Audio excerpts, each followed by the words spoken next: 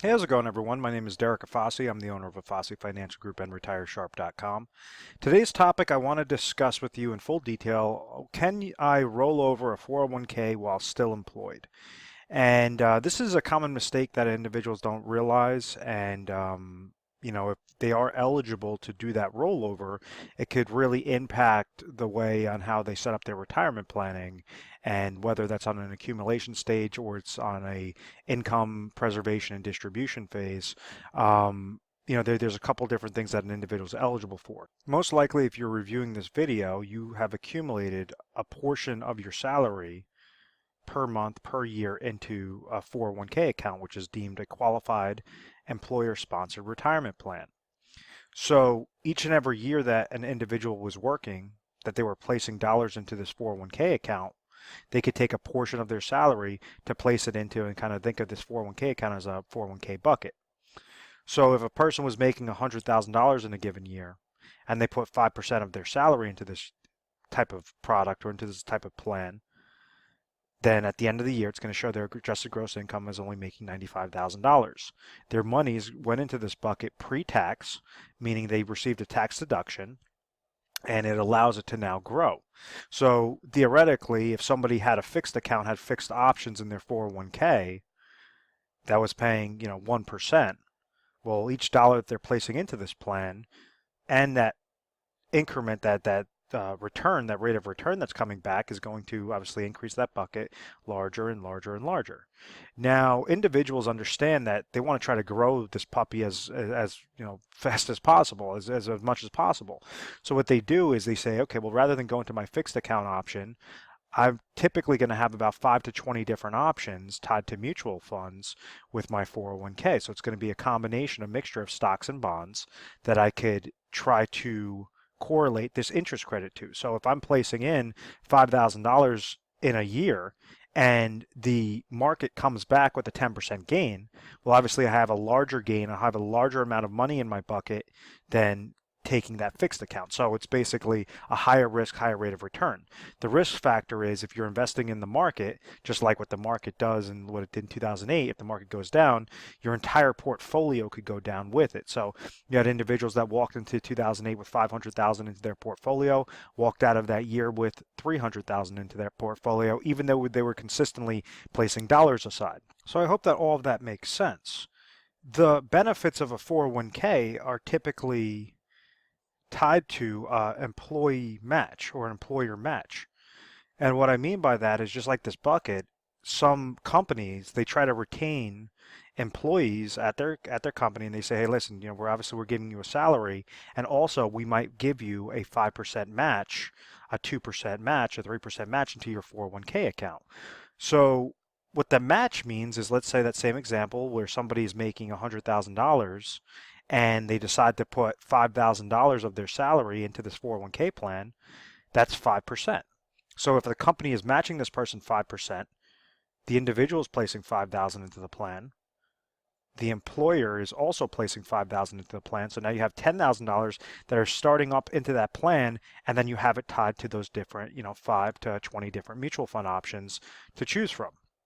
If, let's say, somebody has a 2% match and somebody placed in 5% of their salary, well, they'd place in 5,000 and they're only receiving $2,000. 3%, they're placing in 5,000, they're only receiving $3,000. So typically, rule of thumb is to say you want to place in exactly what that match is, because those are free monies. Now, when you're looking to roll over your 401k, and you're still employed, that match doesn't go away. It's not as if you just took all your money out and now you have no more benefits with the 401k. The downside to the 401k are these limited options to choose from. So just like anything, if you're investing in something, you want to make sure for every dollar you're placing your monies into, you're getting the best value. So if you could go into IRA accounts, if you're eligible for a 401k rollover into an IRA, you might have options with an IRA of 2,000 different options. 500 different options to choose from, as opposed to the ones that you're handcuffed with that 5 to 20. So you have essentially more eggs in your basket. Some qualifying events that would allow somebody to roll it over, and the reason why you want to roll over this money and not pull out this money and place it into your checking account, because like I mentioned before, this is deemed a qualified retirement plan. When you roll over your monies into an IRA, a traditional IRA, that's also deemed a qualified retirement plan. So this is not as if you're taking a full distribution. This just says that yes, you're keeping it within like terms, qualified to qualified, and that's why it's known as a rollover, because it's not going 401k. If it was a 401k to a 401k, that'd be known as a transfer, because it's into a different entity that's known as a rollover. Just like when somebody has an IRA and they're placing it into another IRA, that's known as a transfer. If they took their IRA and they placed it into something else, that could be qualified as a rollover. So the importance of this, what qualifies somebody for a 401k rollover while they're still employed, is a couple of different features. The number one is going to be age. Now, not all carriers allow this, or not all employer-sponsored plans allow this, but typically when somebody hits age 59 and a half, that employer might allow this individual to take all of their 401k monies because they've hit that certain age limit, and they could roll that into IRA. Now that's either one IRA contract or multiple IRA contracts. I typically recommend to say multiple IRA contracts, because each individual is going to have a specific goal in mind that they cannot accomplish with just the 401k, where you could splice up smaller sub-IRA accounts to say one might be set up for growth, one might be set up for income, one might be set up for safety, one might be set up for a inheritance need, a death benefit need. So you could have all these different IRA contracts serve a specific purpose.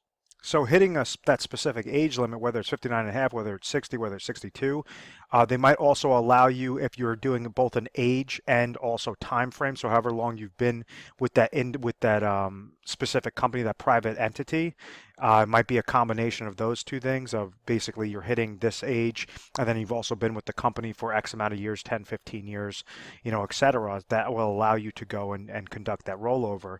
The other option is when they change plan providers.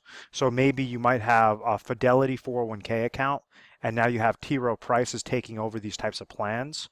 They might give individuals the options to say, hey, listen, you're still working for the company. What we're doing on the back is we're changing the plan provider to T. Rowe Price, so we're giving everybody the option to roll over their monies into individual retirement accounts, or they could just roll it over or transfer it directly into the new 401k account. So if you're deemed eligible to roll it over, what are some different options that you could do? What sorts of specifically designed IRA contracts can you roll these monies over into? And it really depends upon your situation. What I always recommend is, I said, you want to make sure that first off, you're correlating your goal specifically to your retirement account specifically towards your income goal. So if we have somebody that's eligible, they're still working for a company, they understand that maybe they're 60 years old right now and they want to retire at age 65, they want to stop working at age 65, and they're eligible to roll over their 401k account. Let's say that there's $500,000 into this account. That doesn't mean when they roll it over that match will stop. They could take that portion, roll it over, and then start contributing again to their 401k account that next day after all those monies have been preserved, protected, and rolled over into those new IRA accounts. So that match does not stop, and that's kind of where the most attractive thing about a 401k is that match component. Also, if an individual is placing dollars aside and they're trying to get that tax deduction, obviously that's a benefit as well. So when I'm talking about that income goal, if somebody's 60 years old and they want to retire at age 65, stop working, and maybe after they do their budgeting analysis, they understand they have $50,000 of income that they need at age 65, and they're going to be receiving $30,000 of Social Security income. They don't have a pension. They don't have any rental property income or any other income sources that are coming to them. Well, they could utilize their age right now, preserve a portion of this $500,000 to place it into a specifically designed IRA contract with an income rider to the form of an annuity, and trigger exactly $20,000 for income. So this process is really simple, because all it is just finding what the best contract is, particularly in that person's area, that's looking for a 5-year deferral that's going to produce $20,000 of lifetime income for either them or their spouse. So maybe out of this 500,000, it's only going to require a deposit of 200,000, and it would correlate to that gap. The need is 50,000. They're only receiving 30,000 of Social Security income, so their gap is 20,000. So that's going to be one portion of an IRA. Now this individual has 300,000 left over. Maybe they're concerned about emergency. Is the second one. So typically, rule of thumb is that you want to keep in between 6 to 12 months in emergency funds.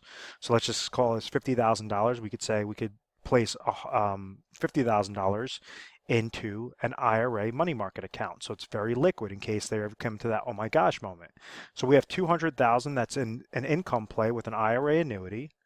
We have 50,000 which is with an IRA and a money market account, very liquid. And now we have the third aspect is inflationary protection. And you could accomplish this inflationary protection goal a couple different ways. You could set it up like a laddering strategy off of guaranteed insurance contracts, such as annuities, and you set up little micro shares of annuities. Or you could just say, I want to grow this out, and I want to correlate this exactly how I grew my 401k monies.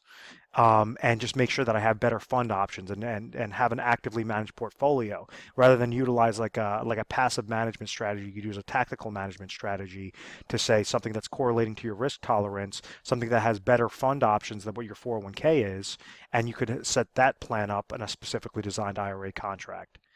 So what we did was we took something that was a big gamble where you're getting hit with, and let me actually clear off the screen. When somebody doesn't look to plan and they just say, oh, well, I've grown my money thus far, I don't really care whether I'm eligible or not, they fall victim to something known as reverse dollar cost averaging, where it says if you leave your dollars in the 401k account, you're going to have 401k related fees. You're going to have mutual fund related fees. If you have an advisor that's advising you, they could charge you an advisor fee onto that specific account to give you recommendations. You're subject to downward market loss potential.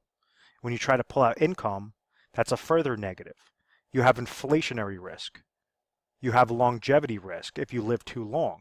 All of these different factors are basically poking holes in the bottom of this bucket and slicing this bucket depending upon how drastic of a downward market loss. So rather than just doing a big question mark, say, oh, I'll worry about that as it happens, I'll just rely on Social Security income. And that's what unfortunately the majority of Americans fall victim to. You could actually set this up into a proper plan. Say, yeah, wow, I contact my human resources department. I understand that, I am eligible for a rollover. I want to now set up a plan specific with individual retirement accounts, IRAs, so that you're not getting hit with that taxation when you do the rollover.